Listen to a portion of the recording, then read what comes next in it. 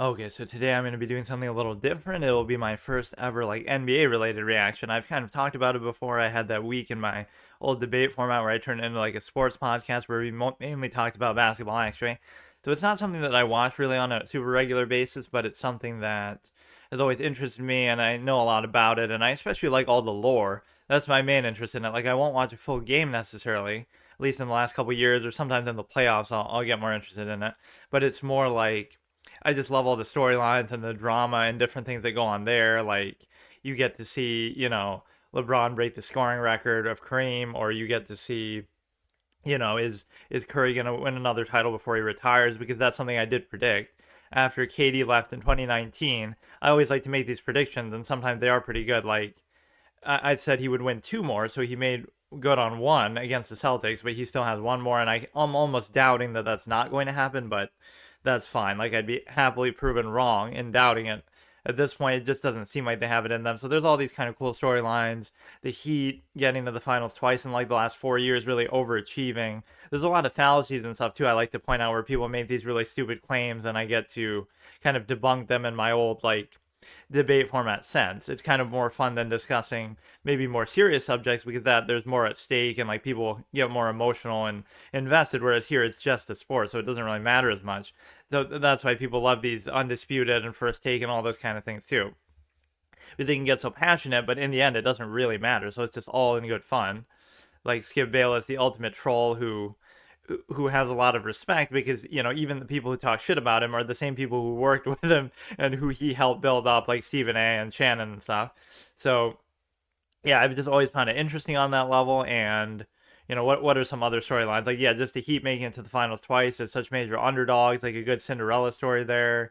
And just because of good coaching and will and this and that, my prediction for this championship would probably be or it was at the beginning of the year, even before. See, everyone hopped on the bandwagon. I said it before the year started that the Clippers would win. So even when they went 0-5 or whatever, I still said it. And to be fair, I've said that for a number of years, of the last several years, because whenever Kawhi's healthy, I feel that way. But then people would still make fun, like, "Oh, how can you bet on him to be healthy?" Or that's stupid. But I think that's fair. Like the assumption is he's healthy. If not, then fine. You don't expect it then. It's just been unfortunate how many times that's happened. Like, at least in the bubble, for example, you could say that's just them choking and their failure. They were up 3-1, they were healthy, but they still lost. I'm not going to use the bubble as an excuse. They should have won that year. I did pick them that year, too. So at some point, you're going to keep picking them and eventually be right, but that was at least not a health excuse issue.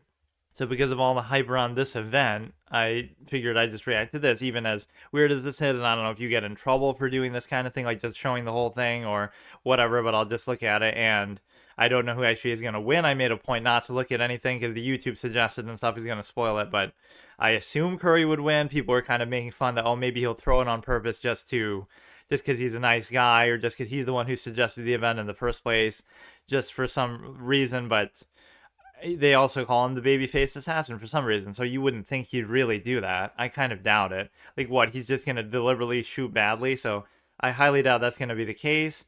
And what else? I mean, this brings out a lot of drama and, people rooting for, against, like, for all kind of other reasons, like just making fun of the whole circumstance and talking shit about the WNBA and stuff like that, as if anybody needs an excuse to do that. So I find it interesting.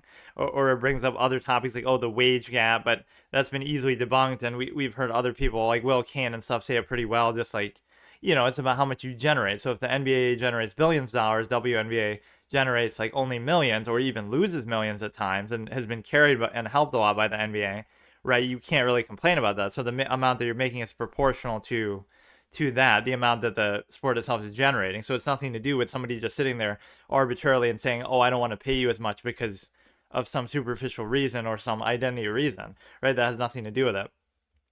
So yeah, the All-Star events have typically interested me even less than the, in regular season. Like I said, the main thing I would have only really watched in full would be the playoffs. Like sometimes I'll watch highlights and things like that. Or again, I just like various topics to do with it. But the All-Star stuff is always a bit of a joke. And what's sad about it is even in the old days, like, okay, you go era by era, like West and Chamberlain era to the 80s and all this kind of stuff.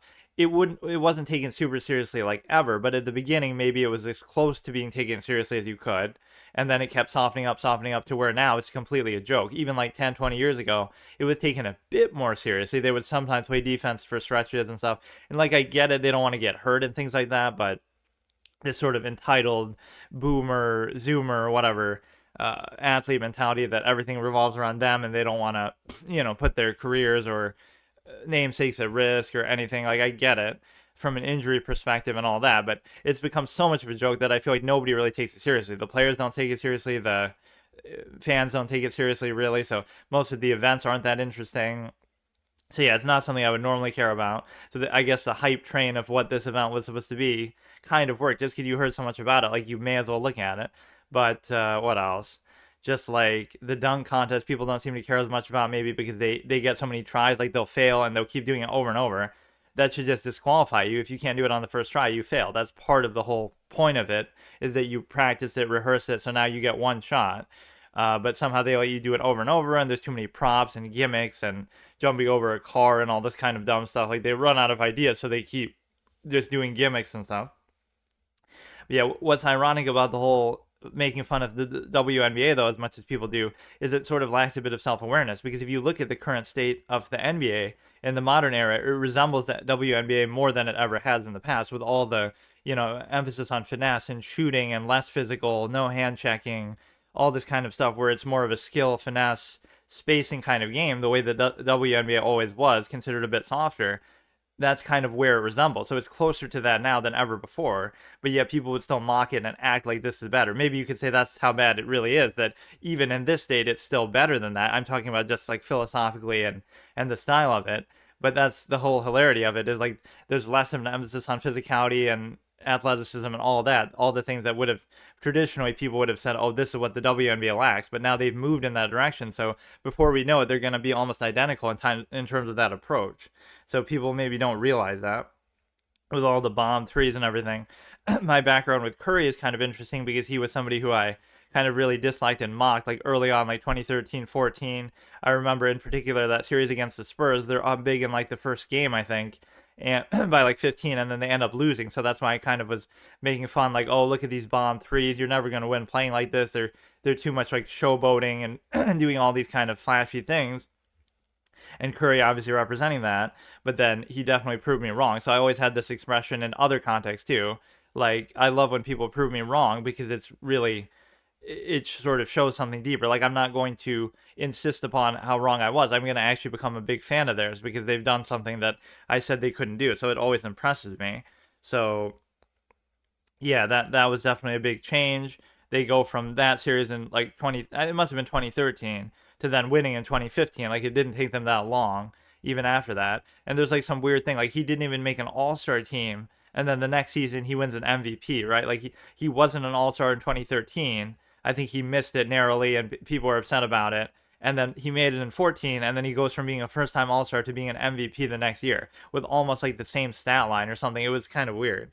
And then obviously the unanimous one thing I also said a few years back is, like, before Curry retires, is almost like the league owes him a 4 point line, because just how he's almost kind of played as if there was one, the same way that like Maravich would play like as if there was a 3 point line even before there was one. So it's like he's been expanding the spacing of the court so much, even without there being a reason to do it, even without getting an extra point, just because that makes it easier to shoot the shot for him. It's more open, it stretches the defense, all these kind of things. And so the whole beauty of that is, as a recognition of that and sort of a tribute to him, by the end of his career, they should add a 4 point line to the game officially. And I know people get upset about that, but what you're really getting upset about is the state of the game anyway. Because if you think about it, whether they add one or not, people are playing like that anyway. Like Lillard and Curry and Clay and all these other players, they're shooting a ton of threes, period. Right, so that's where the game has moved. They're shooting these deep threes regardless. So you may as well just put a 4 point line somewhere between the 3 point line and half court. But people will resist that and say, oh no, we don't need to encourage more 3 point shooting. We don't want to encourage these bombs. And yet players are doing it regardless. So it's like you can't reconcile the two things. If you don't like the style where people are bombing threes and shooting these deep threes, then you should add back hand checking and make it more physical and not call fouls so sensitively. That way you'll discourage that style of play, which they'll still be able to do it because players are still great shooters anyway. But it would discourage it a little bit. So either go back to the defensive style, which I doubt is going to happen, or embrace the style that you currently have. If not, then you're in kind of this halfway state where you're kind of playing as if there is a 4-point line, but you're just refusing to accept that and you're not adding one. So the game has evolved to that point where people are bombing these threes, but you're kind of in a state of denial where you'll say, oh, well, it's too much of the shot jacking that's going on, but you're still, that's the way it is, right? It's already there. So either go back and revert it and add back hand checking and things like that. And that's what I've always said. I feel like they should add that back and allow it to be more physical, because for this reason, that players are better shooters now than they used to be, but that's why they don't need the help of it being kind of less physical and more open that way, right? Let them be better, but let them be better in the same context that players in the past were, instead of also having an advantage on top of that. Because like centers today shoot better than guards in the past used to, like Embiid or somebody. So it's just kind of like it has moved that way, and it is impressive, and that's why people like Simmons get clowned so much. Like, he can't learn how to shoot, but Embiid is a better shooter than him. That's kind of the whole sadness of it. And so I did see the 3-point contest with Ionescu, I forget how you even say it, but I do remember that being the whole meme that came out of it, is how many times the commentator would just say it. It's like that Mitchell moment from Joe Buck or whatever in the NFL, where Mitchell's running down the field and that's all he says. He says, Mitchell.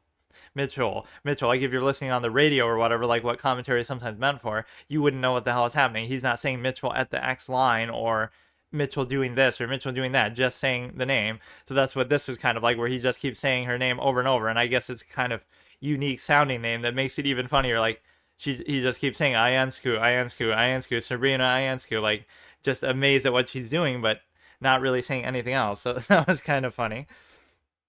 A disgusting act by the commentator, whoever it was. And then, nobody takes really the All-Star event seriously. But this is one that's at least kind of consistent, even though I don't know how they've changed the scoring with like the dew ball or the sprite ball or all these kind of other weird ones. But effectively, it's still the same thing. Like, the 3-point shot is still what it is, so you have to respect her for at least going to the 3-point line. But again, I don't like giving someone credit for just doing the base thing. If you are going to challenge somebody, it's only fair that you should do it on equal footing. Or by that logic, then Curry should shoot on the same line that she does. Like, they should both shoot on the same regardless. So it is at least good that they did it that way. And just in the whole WNBA mockery element that people meme on it so much, the fact of the matter is that, again, the same way I was saying it resembles it now more than ever before because of how soft the NBA has become, the fact of the matter is that there's no reason in an area like this with an open shot in just a straight up skill based area that you couldn't theoretically be as good, right? That's one area they could be. Yeah, you might not be able to jump as high, run and dunk and do all these athletic feats, or you might not have those same physical advantages.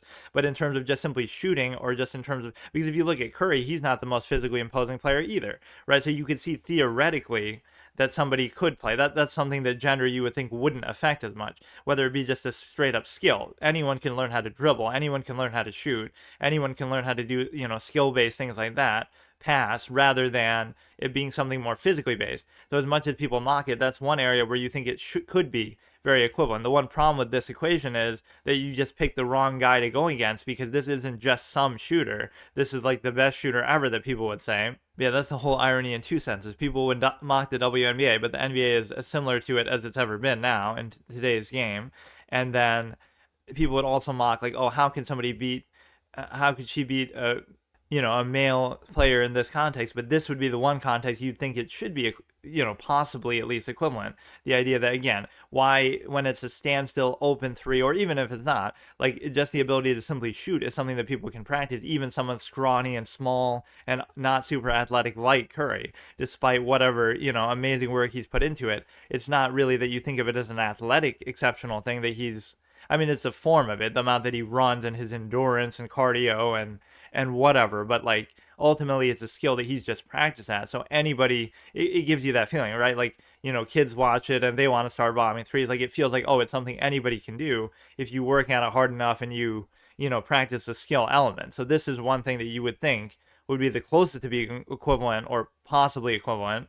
Again, taking the individuals out of it, because it's not really a fair comparison. Let's see if they'll say it as many times as in the other one. Oh, he starts off already saying it, so I'll just talk over it too, but I don't know to what extent you're allowed to do this, but I'll just do it anyway. You wanted to do this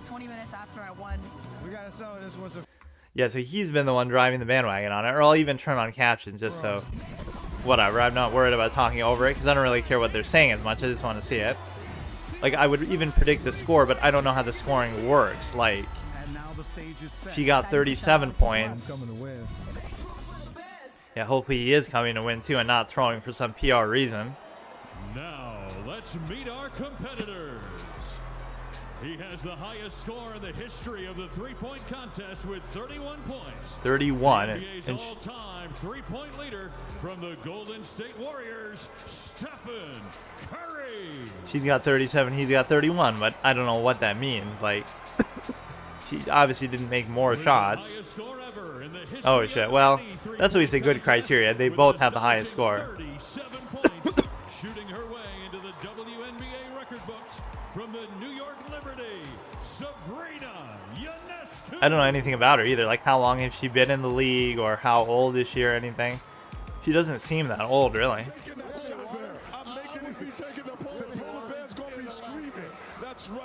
All I really want to do is see the thing, but Kenny Smith always running his mouth, or I think they're just going to go right into it anyway. You never get out of rhythm. Steph just set the 4-game record for most threes coming into tonight. I don't know what the hell they're arguing about. I'm 58. I'm definitely out of rhythm right now. I ain't talking about that. Let's go. Yeah, like they'll say it's unfair to her because she's not used to shooting from this line, but that just shows you you're getting special treatment. This is such a gimmick stupid thing though. Like, he's lost other three-point shooting contests, I'm pretty sure, right? It's not like to other NBA players. It's not like he always has won. Why did it seem like it started? I guess I just left it so quiet, but it seemed like it just started probably because I'm talking over what they're saying, but so these are actually NBA threes then. Okay, she's really impressing though. This is actually unironically good. But it doesn't look, I don't know. He's doing very good though. Like, you could beat a lot of NBA players doing it like this, unironically. 19, there are plenty of players who would have worse scores than this, regardless of all the other sprite balls and this and that. This is doing good, but I don't like all these gimmicks they added. It should be the same sort of scoring system as it always was, so you can at least compare them historically. You'll say, oh, this player has a new record or something, but it's because, oh, they got carried by the Sprite ball, Mountain Dew ball, or there used to be like the Money ball or something. Even this has marketing. Nothing is pure anymore. You gotta have all these stupid logos on the players thing ever. That's the whole irony of it. So she did really well. Like in the age where it's making more, the league is making more than it ever has. Now they put on all these things on the jerseys, like of the whatever. Like she's got Reebok or something. He's got LeBron's got Bobigo or something. But like, yeah, you're making more money than you ever have before for the NBA. But yet you still have to market yourself out that way. So that was very good. Unless I'm missing something, and that was somehow a little closer, but that seemed to be, that was a good performance. If you just look at, you know, normal three-point scores that the players have.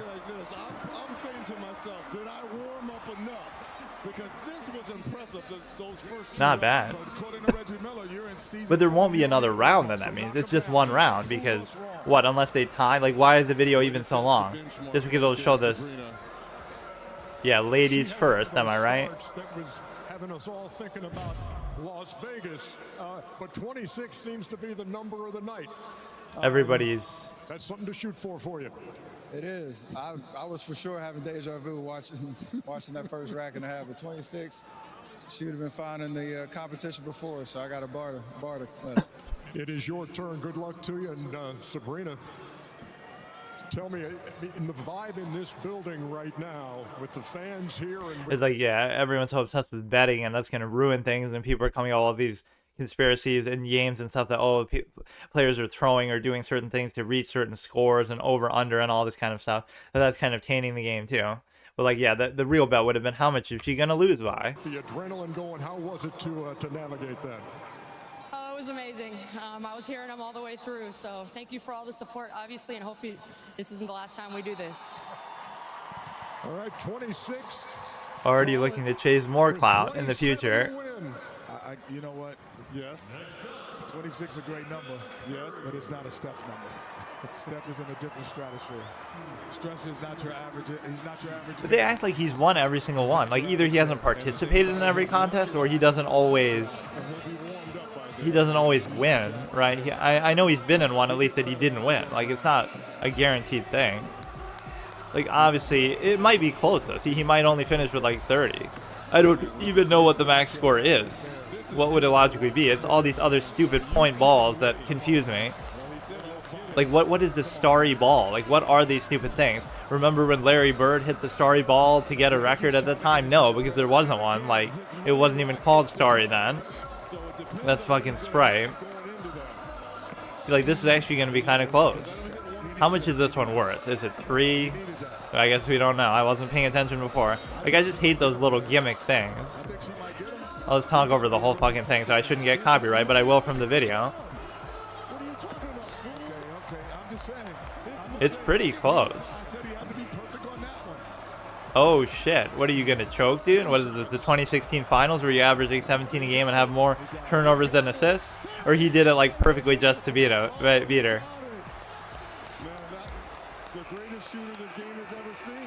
That was a very good performance by her though. So is that it? Like now it's just celebrations and stuff?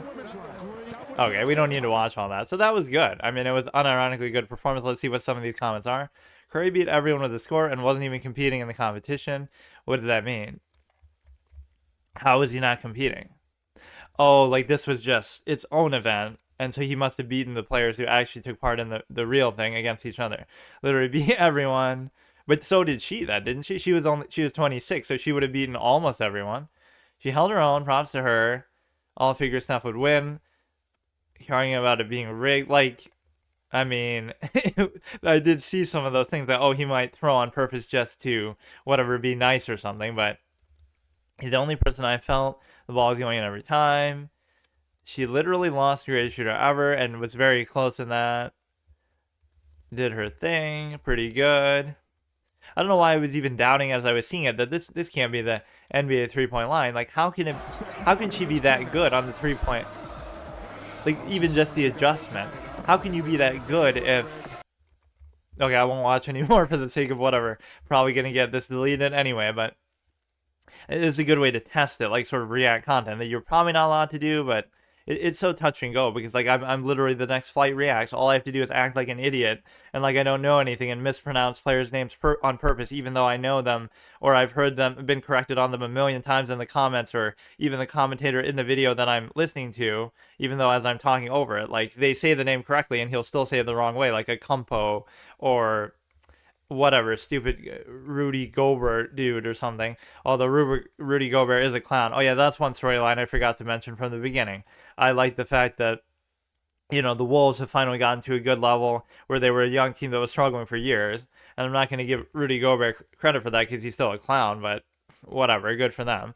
Kenny being pissed at the end, you know, he put money on Sabrina. I mean, it would have been a good bet, you know what I mean? Like if she won and you bet on her, you probably would have gotten a lot for it.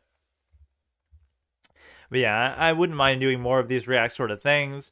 I wanted to react to like certain... See, I was going to try to do movies, but then that gets to be so long and then it's too exhausting and I have to keep pausing it and stuff like that. Like, I like when I can take my time. Like, this was a short thing to react to. Like, I want to react to certain takes of whatever, like First Take and Undisputed, because so often they trigger me and I think they're dumb, and then I could just like give a rebuttal or my own take to them. Like, for example, here's just a good example. Oftentimes people say, oh, well, Jordan was 6-0 in the finals, and it's not even the fact of like when they compare it to LeBron or somebody else who made more. Never mind the fact that Jerry West, the logo, has like the most finals losses ever, whatever. He was like 1-9 or something, always getting farmed by the Celtics. But basically, it's not even that. It's the fact that you're 6-0, but like, okay, you didn't make it every year. Or no, that's not what I was thinking of.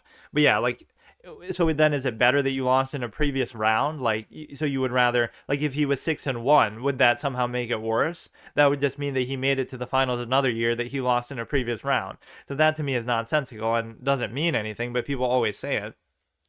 But here's the bigger fallacy. People will say, oh, Jordan never went to a game 7 in the finals. But you realize that he went to a game 7 on the way to those same finals that we just established he never lost. So the same year that he won the title, he went to game 7 against the Knicks in a previous round. And then he went to game 7 against the Pacers in a different round, right, to get to the finals. So the point is, it doesn't matter. Like, there's nothing wrong with going to a game 7 as long as you win.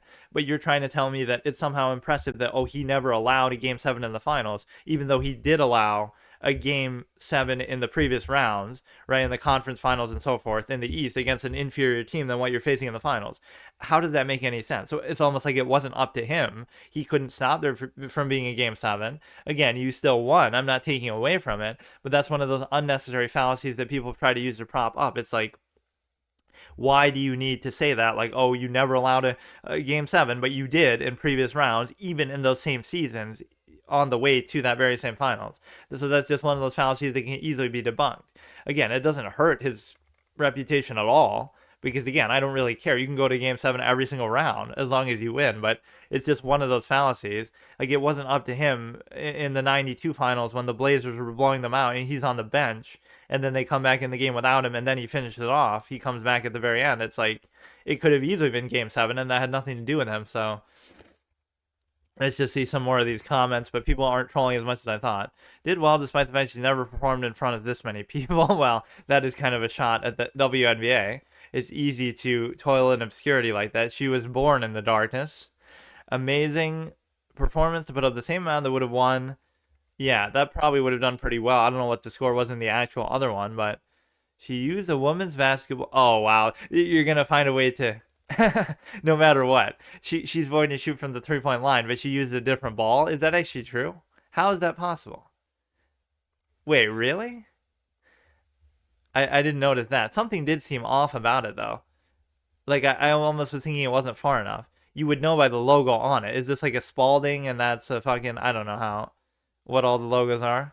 No, they're both Wilson. It's showing. Did she use a woman's ball? That would be kind of a sneaky way to do it. But you know what? I'll give her enough respect to say that's fine. Using the ball, as long as she was shooting with a smaller ball. So I was wrong that it was from a different distance. It almost looked like it, but that's fine. Like, Kenny sounded goofy as fuck. Next year, you're going to be Steph versus Caitlin Clark. I don't know about that. Yeah, Caitlin Clark has that sort of alpha energy that a lot of desperate... I talk about that down bad syndrome in YouTube comments, that a lot of desperate people online, let's just say, find very exciting, stimulating for them. Curry's the face of the league. Did she shoot a woman's ball? So yeah, they still found a way to do a loophole. So it's like a propaganda point, like, oh, she's going to shoot from the 3-point line, but we didn't mention ... that she's going to use a WNBA ball. But hey, she did well. It's okay. It's a lot closer than what I would have thought. Oh, I forgot to mention one joke. Here, I'll do it in a little Oprah sign style too. Like, key. That's all he does. He claps and he goes, key. Every, like, fake laugh every 5 seconds. So basically, imagine how down bad the All-Star game is. Key. That they need to key. They need to fucking, I can't really do it, but... that they need to garner attention from the fucking WNBA. You gotta call up a WNBA player to get clicks and likes and attention just because you're so fucking down bad and it's so terrible. All the events are garbage and everybody hates it. So you're literally so desperate that you have to get the attention from the WNBA of all things.